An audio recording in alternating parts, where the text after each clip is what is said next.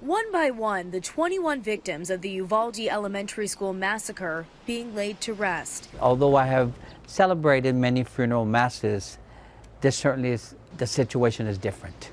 It's as if one huge funeral that is not ending. The small community and the nation in mourning. And there are growing questions into police response that day, with the gunman inside the school for 77 minutes. And now law enforcement sources tell ABC News Uvalde police are no longer cooperating with the state's review of their response. And no comment yet from the Uvalde police chief or school district. Meantime, calls for gun control growing louder. Some of those calls coming from the families of victims. Felix and Kimberly Rubio lost their daughter Lexi. There's no reason for just the average citizen to have these type of weapons. What for? What do you need them for? Like, is it worth my kid? These kids?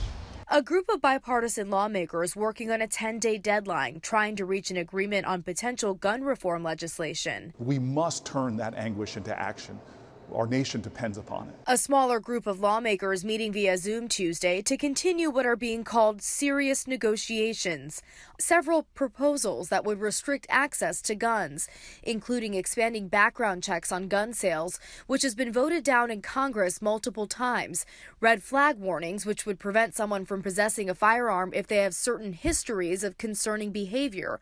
Also being discussed, funding for more mental health resources. Discussion with the larger group is expected later this week. Meantime, President Biden has promised that he will meet with Congress to discuss gun reform. Rena Roy, ABC News, New York.